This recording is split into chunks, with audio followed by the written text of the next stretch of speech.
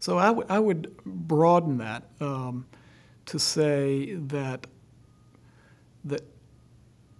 and this is, I'm taking this aside, but I want to say this at some point, that this idea that studying religious traditions, and I would include philosophy in this as well, is sort of imperative for us to understand how these different traditions developed, to understand that they are, in a sense, their own sort of distinct systems.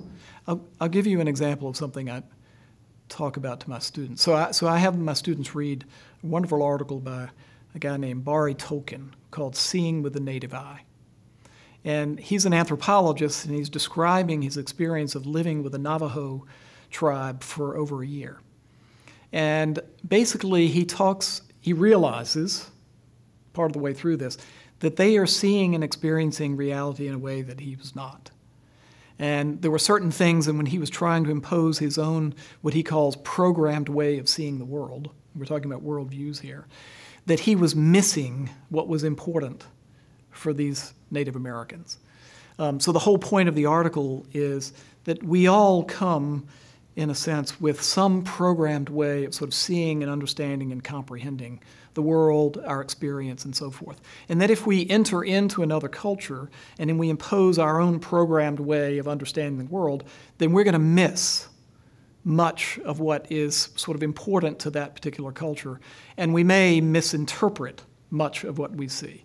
So that's the sort of the point of his article.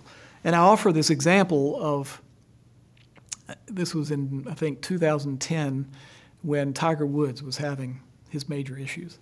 And Brit Hume was on one of these sort of talk panels on Fox News or something like that.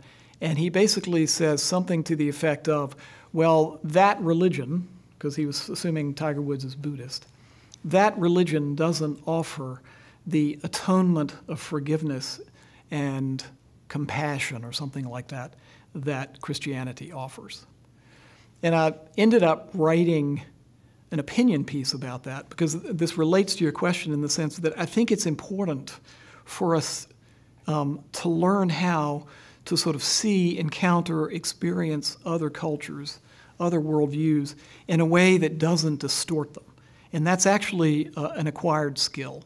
It's natural for us to sort of impose our own assumptions about the nature of reality or religion or whatever it might be onto another culture.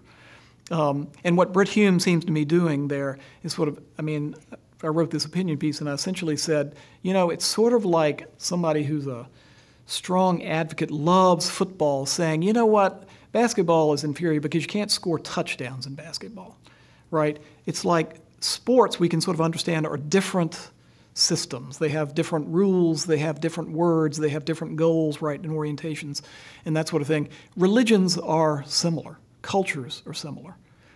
And so if we take our own sort of rubric and impose it or judge another culture by that measure, we're going to miss something. So the idea in religious studies classes is for a student to study a culture, even a time period of their own tradition, maybe, that they're not familiar with, and be aware of their own sort of biases and tendencies to impose their own sort of programmed way of seeing the world onto this particular. Well, I don't understand. Why would they do that? Why don't they? So Brit Hume is basically saying, you know, we have the category of atonement, of this notion of sin, of alienation from God, right? They don't have that. Well, that's true. Buddhism doesn't have that structure because it doesn't have this creator deity from which we're alienated and so forth. But that doesn't mean that Buddhism doesn't have something very profound to say about Tiger Woods' problem, right? About what led him to that sort of, you know, that juncture. So all of that is to say the reason I think sort of religious studies is important is because you actually acquire that skill of being able to first be aware of your own conscious bias, your own programmed way of seeing the world, and then enter into another world and try to understand it on its own terms without trying to sort of impose your own sort of understanding or distort it in any way.